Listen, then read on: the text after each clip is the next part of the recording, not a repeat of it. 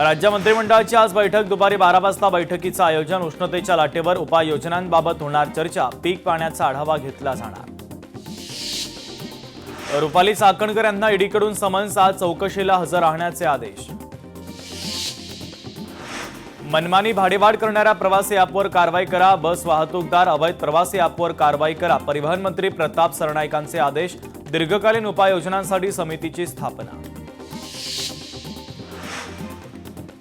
शेतकरी कर्जमाफी योजनेच्या अनुषंगाने आज बैठक। कर्जमाफी योजनेच्या अंमलबजावणीची कार्यपद्धती ठरणार। मुख्यमंत्री उपमुख्यमंत्री शिंदेंमध्ये होणार चर्चा।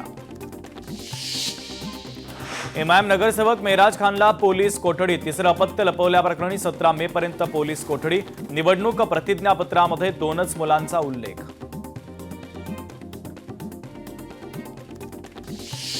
वीस मे रोजी देशभरातील औषधाची दुकानं राहणार बंद। ऑनलाईन औषध विक्रीच्या निषेधार्थ केमिस्ट आक्रमक। अखिल भारतीय औषध विक्रेता महासंघाचा निर्णय तर शासनाचं लक्ष वेधण्यासाठी एल्गार आंदोलन। पवनराजे निंबाळकर हत्येप्रकरणी आज निकाल। 20 वर्षांनंतर प्रकरणाचा निकाल आज दिला जाणार। 3 जून 2006 रोजी पवनराजे निंबाळकरांची हत्या करण्यात आली होती। पुण्यातील खासगी रुग्णालयामध्ये आढळली बॉम्बसदृश वस्तू। बॉम्बसदृश वस्तू मुख्य मैदानामध्ये करण्यात आली निकामी। बॉम्बसदृश वस्तू नेमकी कोणी ठेवली याचा तपास सुरू। अमूल मदर डेअरीकडून आजपासून दूध दरामध्ये वाढ। दुधाच्या किमतीमध्ये प्रति लिटर 2 रुपयांची वाढ करण्याचा निर्णय। आयात शुल्क वाढीमुळे सोने चांदीच्या दरामध्ये वाढ। सोने 8,000 रुपयांनी तर चांदी 20,000 महागली। सोन्या चांदीच्या किमतींमध्ये विक्रमी उसळी।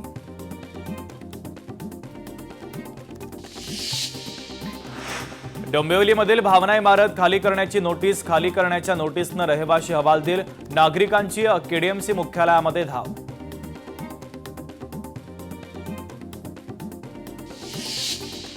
रायगडमध्ये पाणीटंचाईची झळ। शासकीय उपाययोजनांबाबत प्रश्नचिन्ह। मागील वर्षीच्या तुलनेमध्ये टँकरच्या संख्येत वाढ।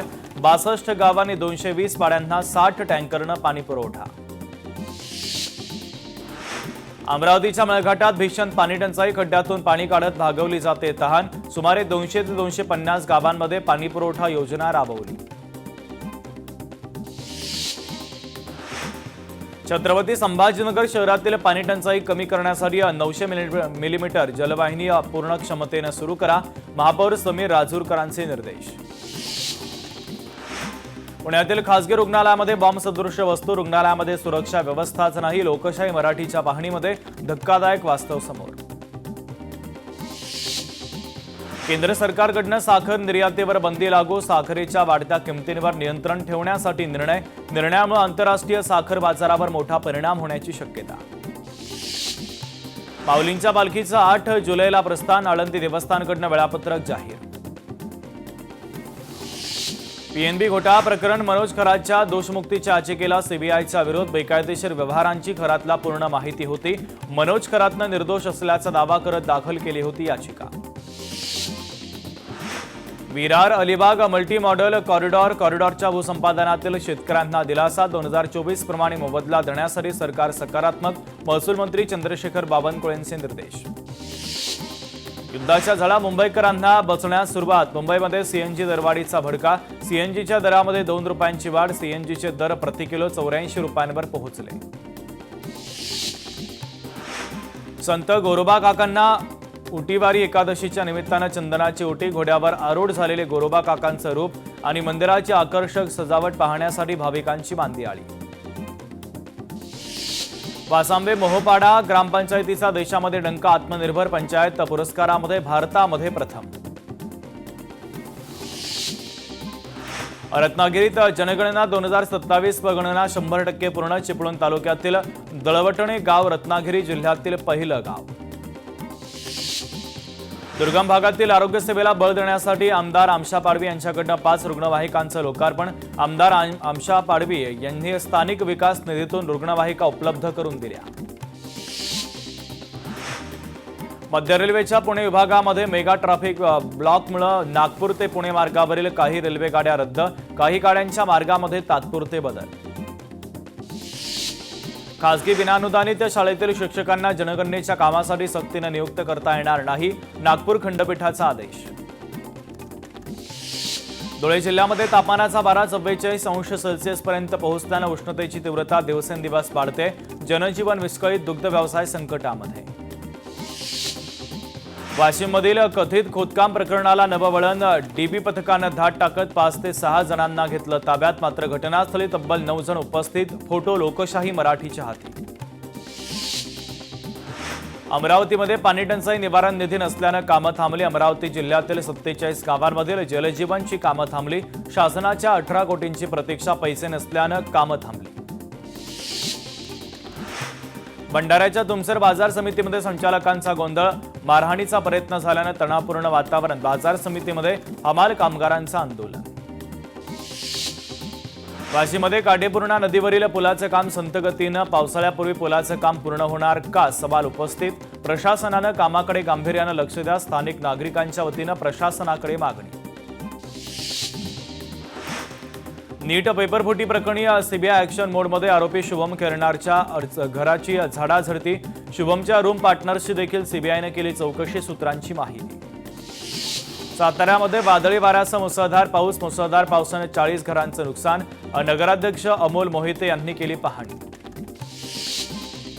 नागपूरच्या रेशीमबाग परिसरामध्ये पुन्हा अवकाळी पाऊस. दिवसभर उन्हाची तीव्रता, मात्र अचानक वातावरणामध्ये बदल आणि पाऊस.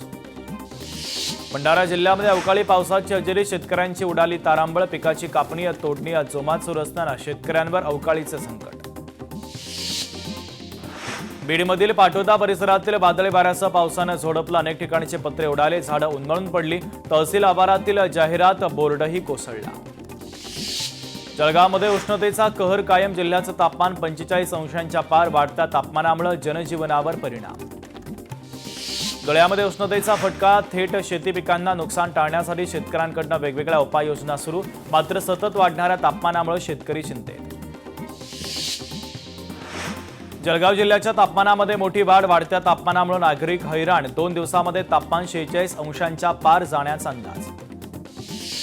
रखरखत्या उन्हामध्ये पक्ष्यांना हक्काचं घर देणारी बुलढाण्याची चिमुकली. अनोखी शक्कल लढवत शीतल राऊतनं पक्ष्यांसाठी बनवलं सुंदर आणि टिकाऊ घर.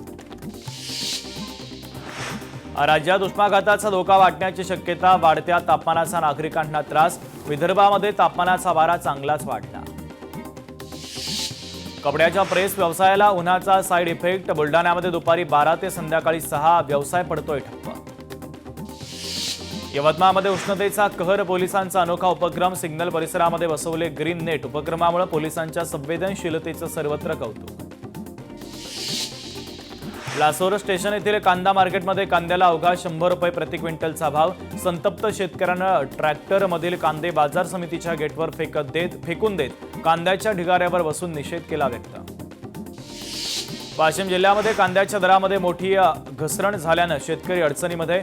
नाफेडमार्फत सरकारनं तातडीनं कांदा खरेदी करण्याची शेतकऱ्यांची मागणी. नागपूरमध्ये मेडिकलमधील हाणामारी प्रकरण. हाणामारी प्रकरणामध्ये 5 डॉक्टरांवर कारवाई. कनिष्ठ निवासी डॉक्टरांमध्ये झालेल्या हाणामारीनंतर कारवाई. प्रशासनाच्या वतीनं निवासी वसतिगृह रिकामं करण्याचे आदेश. अमरावतीमधील दयासागर चौकामध्ये 4 चाकी वाहनांचा स्टंट. नागरिकांची सतर्कता. गाडीसह चालक पोलिसांच्या स्वाधीन.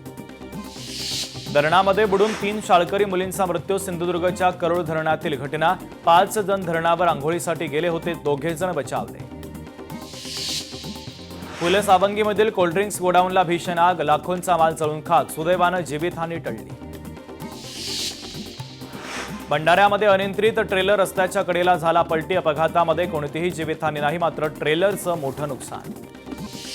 ठाणे महापालिकेच्या डॉक्टरनं संपवलं जीवन. शामरिंग डिंगा यांनी घराच्या इमारतीवरून मारली उडी. नेरुळ उरण रस्त्यावर कारला भीषण आग. शॉर्ट सर्किटमुळे आग लागल्याची प्राथमिक माहिती. सुदैवानं घटनेमध्ये कोणतीही जीवितहानी नाही. साताऱ्याच्या वाघोलीमध्ये विहिरीमध्ये बिबट्या आढळल्यानं परिसरामध्ये खळबळ. वन विभागाला कळवल्यानं रेस्क्यू ऑपरेशनद्वारे बिबट्या जेरबंद.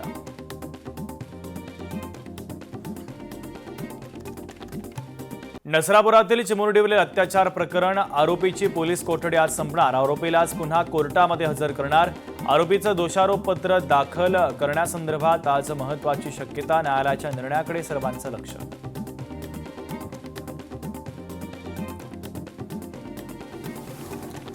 कोल्हापुरातल्या हरिओम नगरमध्ये जुगार अड्ड्यावर पोलिसांचा छापा. जुना राजवाडा पोलिसांनी केली 5 जणांना अटक. डबल पैसे देण्याचं आमिष दाखवत लाखो रुपयांची फसवणूक. सोलापूरच्या तडवळ भागामध्ये 60 पेक्षा अधिक शेतकऱ्यांची फसवणूक. पुण्यातील समर्थ क्रॉप केअर कंपनीवर फसवणुकीचा आरोप. बुलढाणा जिल्ह्यातील 8 सॉमिलवर छापेमारी कारवाई. 800 घनमीटर लाकूड जप्त. लाकूड तस्करीच्या विरोधामध्ये वन विभागाची धडक कारवाई. 10 जणांवर गुन्हा दाखल.